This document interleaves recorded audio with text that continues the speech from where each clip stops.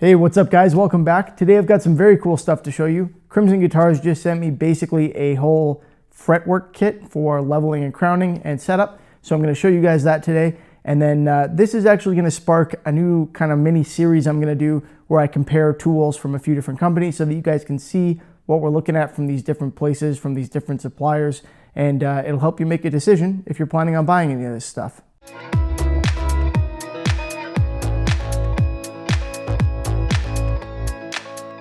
So before we jump into this too far, let me give you kind of a shot of what we're looking at here, and then we'll talk about each of the tools, and we'll go from there.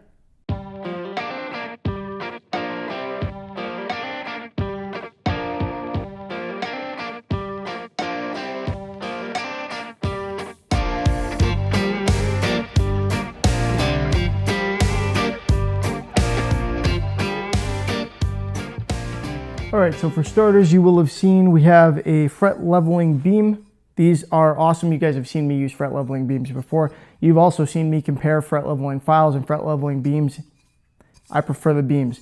There are radiused beams out there as well, as opposed to these flat ones. Spoiler, the flat ones are better, okay? Radius beams, radius blocks, those are great for sanding your fretboard, for putting a radius into those. What you want for your frets is the flat ones. So that looks really cool. It's got this interesting finish on it, black and red, you know, the crimson colors, black and crimson more likely. Machined very flat, clearly, and sharp cornered edges. I'm gonna do a tool shootout on this one. I'm gonna compare three different sanding beams, or fret leveling beams rather. So stay tuned for that. It'll be coming out shortly, and we'll discuss a few different items, including, you know, quality, aesthetics, usability. The only thing I won't go into probably is price point. I encourage you guys to check the websites when the time comes if you're planning on looking at any of these. But this one, yeah, looks really good. It's also got a nice little hole here to hang it, that's a plus.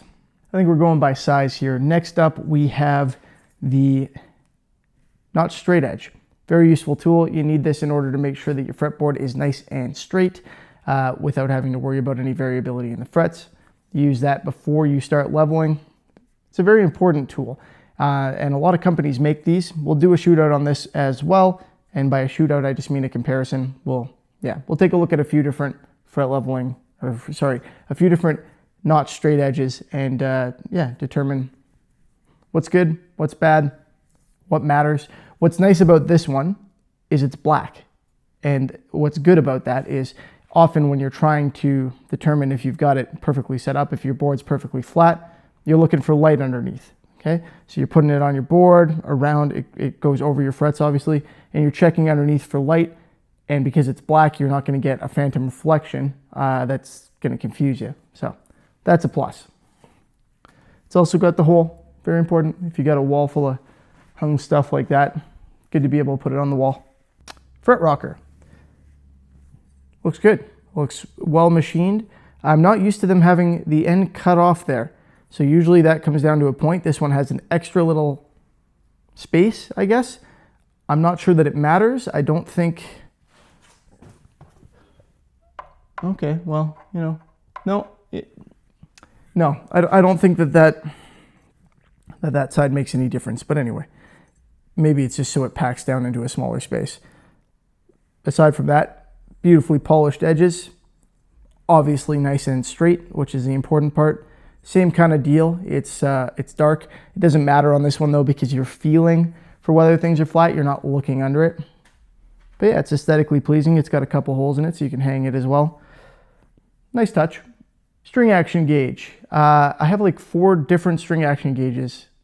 So, I mean, I could compare them in a video. Let me know if you guys are interested in that. I'll be honest with you, I don't use string action gauges. They're not part of my setup. I use a completely different technique that is weird and kind of difficult to explain. And I might get into it at some point, but for the purpose of today's video, I don't use them. But this does look like a decent one. Yeah, let me know if you guys want to take a look at this as compared to some others in a quick video in case you're planning on getting one. Precision ruler. Lots of very small measurements. By very small, I mean millimeters. I don't know what to tell you about this. It looks like a nice, high quality, precise piece of equipment. And it says Crimson Guitars on it. So cool. And it's got a hole to hang it. And finally, we've got 2 files here. This one is for fret crowning, and this one is for fret end rounding. They're nice, they're good quality. This is a triangular file with the corners ground off so that you don't damage your fretboard. That'll run smoothly against your fretboard and you crown. It takes some skill to use one of these. I don't use these. They're not difficult. I just don't like them. There are so many easier ways. I don't really see the point. But we will definitely do a shootout on this. I'll show you how to use one of these if you don't already know, and we'll compare them with a couple different options. And I'm actually starting to use a different style, a different way of crowning than I did before. So we might get into that, or we might not, because I'm prototyping a tool for it right now. And then this, again, is the fret end rounder. We'll do a shootout for these as well. These are pure hand tools, as you can tell. They require attention and skill. There's no cheating on these ones. There are some easier versions out there. But yeah, we'll test these out. We'll do a video. You can decide if this is what you're into. So that was just a quick one for today, guys, to show you this stuff, kind of give you a sense of what they've sent me for this. This came along with my kit for the Great Guitar Build-Off, which I'm going to show you, but not quite yet. And I believe that whole thing will be going live in September. So lots of room for creativity on that one. If you haven't seen the kit that I got, well, you will. You will. Anyway, that's going to be a lot of fun. Big thank you to Crimson Guitars for sending this stuff, and more importantly, for setting up or helping set up with Texas Toast Guitars the contest for charity. You know how much I love doing builds for charity. This will be, well, I shouldn't say that. I do love doing builds for charity. This will be my second one that's getting auctioned off for that purpose. The last one went quite well. That was the contest with Big D Guitars, the Home Depot Guitar Challenge. So this one hopefully will do even better. Anyway, as always, thanks for watching. Hope you guys enjoyed it. I did the thumbs up thing early there, but if you did, please feel free to give it a thumbs up. I would appreciate it. Remember to subscribe so you can see the shootouts, the kit build, etc. And yeah, have a good one. I'll see you next time.